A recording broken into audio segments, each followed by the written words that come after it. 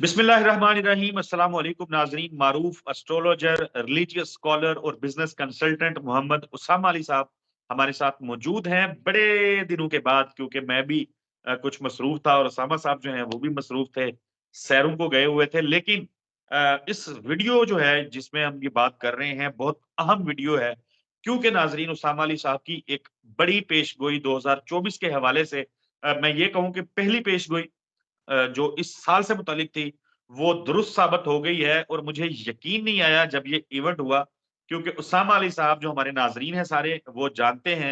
आप दिसंबर से ये कहना शुरू हुए थे कि 15 जनवरी के बाद कुछ ऐसा होगा, कुछ बैरूने मुल्क से हमला होता नज़र आ रहा है, हालात बिगड़ जाएँगे। इलेक्शन से आप से मुतालिक पूछा जाता था, तो आप कहते थे कि अभी मैं क्लैरिटी से कह नहीं सकता कि होंगे कि नहीं होंगे।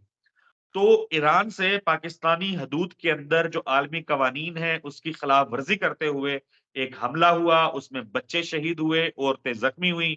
अफगानिस्तान से आप एक्सपेक्ट कर सकते हैं, भारत से आप एक्सपेक्ट कर सकते हैं, लेकिन ये बदकिस्मती देखिए कि ईरान से भी ऐसी एक शर्मनाक हरकत जो है वो की गई है, और दोनों मुमालिक के जो सफारती ताल्लुकात हैं वो मुनक़ता हो गए हैं। पाकिस्तान ने अपने सफीर को वापस बुला लिया है, उनके सफीर को कहा है कि वो पाकिस्तान आने की ज़रूरत नहीं है। अ, इस तरह के पेचीदा हालात हो गए हैं, प्रेडिक्शन आपकी दुरुस्त हो गई है। ब्रेक कहाँ लगेगी इन मामलात को सामल साहब? बिस्मिल्लाहिर्रहमानिर्रहीम अल्लाहुम्मा सल्ली अला मोहम्मद व अला आले मोहम्मद। मैं तो आज सारी प्रोग्राम्स में यही बता बता के थक गया हूँ कि अल्लाह करे 2024 की कोई प्रेडिक्शन भी ठीक ना हो, क्योंकि अच्छी कोई भी नहीं की हुई। और कोई एक भी आपको पता है कि ढूंढ के भी अच्छी नहीं कर सके हम, सिवाय इसके कि हालात एक अपनी इंतहा को छू के ही वापस होते हैं। तो बस ये इंतहा के टाइम में हम दाखिल हो गए। बल्कि आगे हम करते हैं इस पे भी प्रोग्राम के 8-8 की रट तो लगाई हुई थी 2024 की।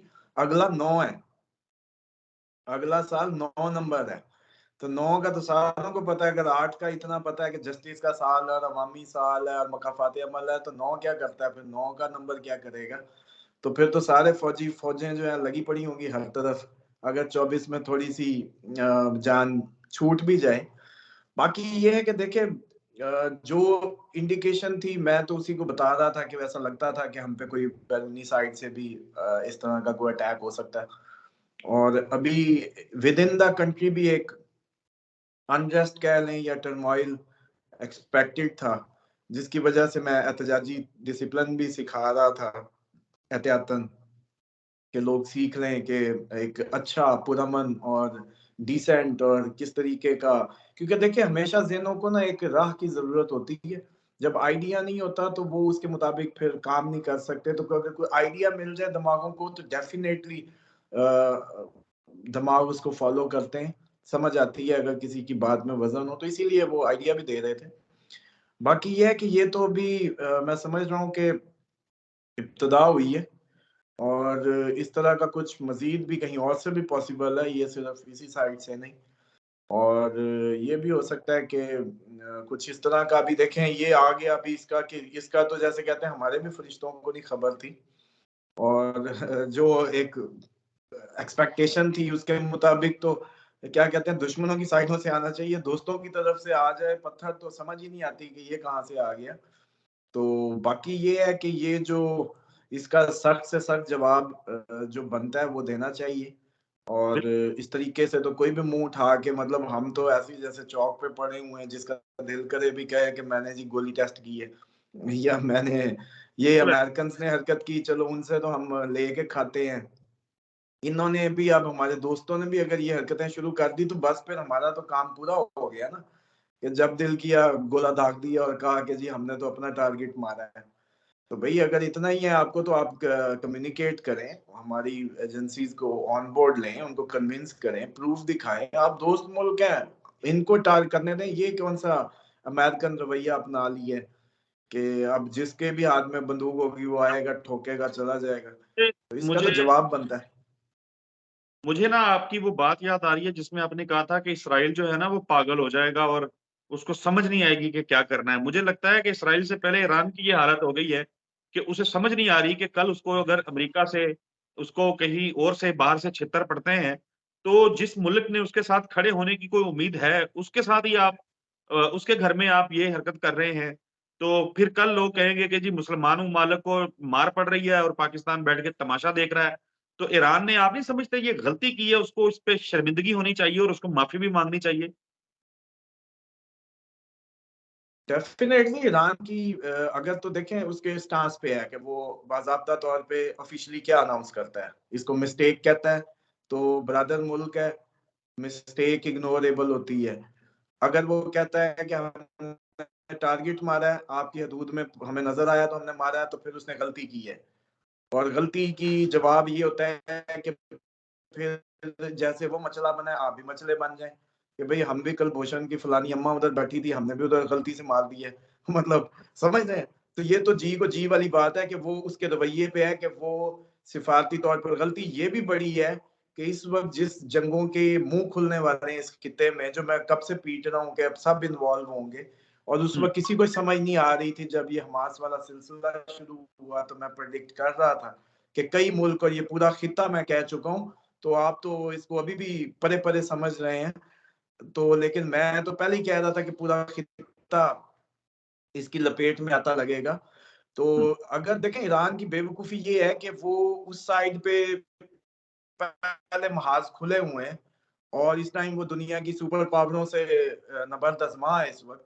तो सेम टाइम पे अपने दोस्तों को इस तरीके से उसको नहीं करना चाहिए कि उनको ऑन बोर्ड लिए बगैर इस तरह की हरकतें करे कि ये ना मतलब उसकी कब्र भी महफूज़ ना रहे। हाँ, तीसरा एक हमारी भी एक मैं समझता हूँ कि खारजा पॉलिसी का भी फेलियर है एक तरह से, क्योंकि इस टाइम कोई हमारे उस तरीके से वो कंटिन्यूटी नहीं है पॉलिटिकल गवर्नमेंट की।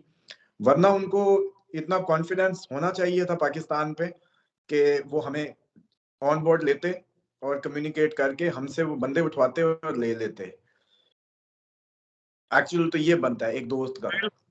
बाकी इसराइल जो रवैया उन्होंने अडॉप्ट किया वो अब उनके स्टांस पे है।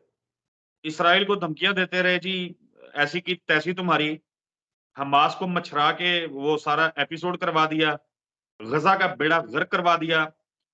जो मुसलमान थे बेघर हो गए, पूरा गज़ा जो है वो तहस-नहस हो गया, एक जहन्नम की तस्वीर पेश कर रहा है और बजाए इसके कि वो इसराइल को जवाब देते, वो वहाँ जाके कोई कार्रवाई करते, वो पाकिस्तान के ऊपर उन्होंने ये हाथ साफ करना शुरू कर दिए हैं।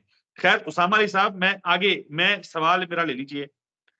आपको लगता है कि ये मामला जो है, जो ख़ास स्पेसिफिकली पाकिस्तान और ईरान से मुताल्लिक मामला है, आपको लगता है कि ये सँभल जाएगा? आसानी से, खुश उसलूबी से हल हो जाएगा या इसमें फिर आप पेचीदगियाँ आते देख रहे हैं? देखिए इसमें मैं तो पूरे खत्ते को अब जंग में तो देख ही रहा था कि वो तो किसी ना किसी साइड से एक्सपेक्टेड ही है और पूरा खित्ता अनरेस्ट में है। अब ये नहीं कहा जा सकता कि ये वाइंड अप होता है या नहीं होता, ये अब उनके स्टैंस पे ही डिपेंड करेगा।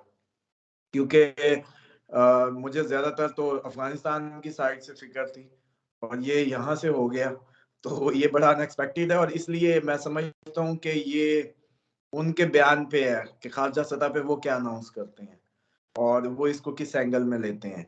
अगर तो वो हमें भी अमेरिकन कॉलोनी के तौर पे ले रहे हैं, तो फिर तो डेफ़िनेटली ये मसला फिर बढ़ेगा और नहीं, अगर नहीं, ये कोई गलती है तो फिर जो है क्लियर कर देता हूँ, जो अभी की रीसेंट डेवलपमेंट है, जब हम ये वीडियो रिकॉर्ड कर रहे हैं, इससे कुछ देर पहले देखें ईरानी जो फॉरेन मिनिस्टर हैं, वो उनके साथ बात भी हुई है, पाकिस्तान के जो निगरान वज़ीर ख़ारजा हैं, उनकी और दोनों ने आपस में इस हवाले से बात की है, लेकिन ईरानी वज़ीर ख़ारजा ने डेवस के अंदर बात करते हुए कहा है कि भई हमारी सलामती जो है बड़ी हमें अज़ीज़ है और कोई दहशतगर्द कार्रवाई कहीं से होगी, दहशतगर्द होंगे, तो हम जो है वो उसका तहफ़्फ़ुज़ करेंगे और ये यकीनी बनाएँगे और ऐसी-वैसी बातें। ए एक तरफ से उन्होंने माफ़ी वाला चैनल भी खोल रखा है, एक तरफ से चीन भी पड़ा हुआ है कि भाई आपस में ना लड़ो, क्योंकि चीन को फिर अपने मसाइल नज़र आते हैं। और एक तरफ से उनकी जो हुकाम है वो अजीबो-गरीब किस्म के बयानात दे रहे हैं, मतलब वो वही कैफ़ियत है जो इसराइल वाली आप बताया करते थे, वो ईरान पे आई हुई है। देखिए वो तो ईरान तो डेफ़िनेटली ज़हनी तौर पे जंग में दाखिल हो चुका है। और ये उसकी स्ट्रैटेजी थी, जैसे अमेरिका डायरेक्ट नहीं आता, असले देता है, सप्लाइज़ देता है और पीछे बैठ के खेलता है मुख्तलिफ जगहों पे, मुख्तलिफ मुल्कों में। तो ये तो मैं समझता हूँ कि इसकी जो चाहे ईरान भी उसी टोन में उनको मिल रहा है कि जी हम हमास को हमारी मर्ज़ी से नहीं चलती, वो हौसी हमारी मर्ज़ी से नहीं चलते या जो भी उसने लिया हुआ है। बाकी आप ये ना समझें कि ये तो इसराइल भी खाली है इस वक्त, और ये आई दोनों, ए आई, ये सारे जो है ना, ए सब आपस में टकरा गए, सब डोमिनेट करने के चक्कर में है। और ये अब टलेगा कम ही मामला। जब एआई टकरा जाए, आई टकरा जाए, तो फिर ऐसे ही टकराव होता है। और इस एआई के टकराव को आप कहीं और भी रिजेंबल कर सकते हैं। तो ये एआई की जो टकराव है, ये ईरान और अमेरिका या इसराइल आई, तो ये इस तरीके से भी आप लोग देखें तो आपको लगेगा कि अभी तो ए अफगानिस्तान भी है, आई इराक भी है।